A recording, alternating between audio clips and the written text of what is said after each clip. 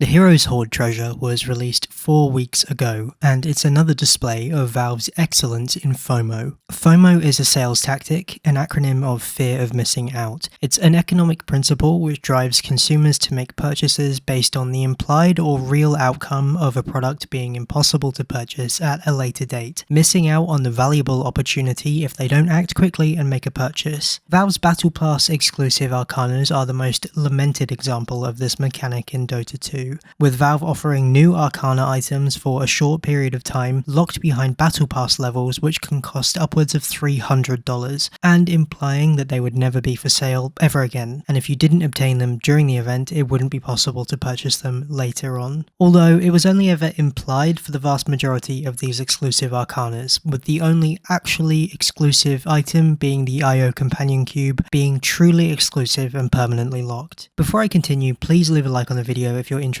in videos like these on Dota 2 items and market updates. It really helps the videos and the channel grow, and please consider subscribing if you want to see more. We saw the first of these Battle Pass exclusive Arcanas re-release with Wraith King in the 2023 Frostivus treasure, and again, here we are back at the Hero's Hoard. You might think that this video is about the Windranger Arcana for sale in the Hero's Hoard treasure, but you'd be wrong. In fact, the treasure itself is where my concern lies. For some context, I need to explain Collector's Cash treasures. Collector's Cash boxes are released typically once per year around the International, which is Valve's first party massive tournament. Typically, we either see 1 or 2 of these release every year, and importantly, these are clearly labelled as being for sale for a certain period of time, after which will never be for sale again, and the items that you open cannot be traded or sold. There is a way that players have organised to trade these between accounts through gifting the items and taking other items in trade separately. However, they have always been labelled as something clearly as either Cash 1 or 2 and have clear orange text stating that the items are limited, which cannot be traded and will be unavailable after a certain date. They also, importantly, have an increased purchase price compared to other regular treasures that Valve releases in Dota. Regular treasures cost $2.49, and cash treasures are more expensive at $2.99. Now, the Hero's Hoard is priced higher than normal treasures, at the $2.99 price point, the same cost as other cash treasures. The sets have the same trade and market restrictions as other cash treasures, with them being not marketable, not tradable, but only giftable once, with no trade expiry like other normal chests. The treasure is listed in the same part of the Crownfall store as the other cash treasures, with the same colour background, indicating that they could be the same type, and in the background of the treasure display page, they're reusing an art asset inside the game which is specifically called the Collector's Cash logo, which, although you don't expect players to look into the names of files inside the game, it's another piece of information that reinforces to the customer that this might be the same situation as the Collector's Cash treasures, which are only for sale for a short period of time.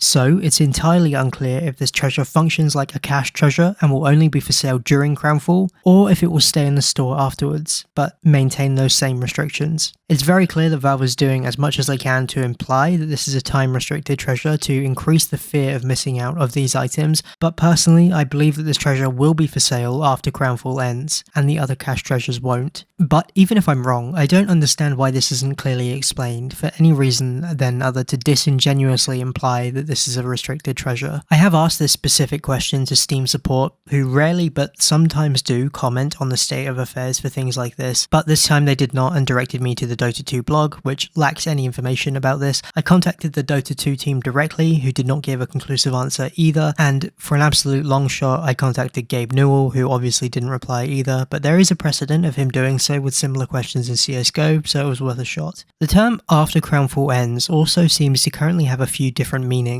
The sets in the main Crownfall treasures, which can drop in unusual quality, are meant to be marketable after Crownfall, which is currently listed on those items as a trade lock until April 19th, 2025. The ultra rare from Cash 1, the Pudge set, will be tradable after Crownfall ends also, but it has no trade restriction or market restriction date on the items itself that will lift. The same goes for the Rubik ultra rare in the second cash treasure. However, the ultra rare Arcana in the Hero's Hoard does not have any explanation when or if it's supposed to be unrestricted in the treasure text or in the blog, except for a trade restriction lift date on the item itself of 2/7/25, which is another completely different date. Also, the term for sale in the Crownfall store has been used constantly through this event, which is incredibly unclear if these items will be available after Crownfall ends or not. The Arcanas for both Vengeful Spirit and Skywrath Mage, we don't know if they will continue to be for sale, but the assumption by most people is obviously that they will be, and I also assume that the Crownfall treasures 1, 2 and 3 will be sold after the event, but obviously the Candy reroll packs and the Pathfinder packs won't be, but the items from the Pathfinder packs like the custom towers and creep skins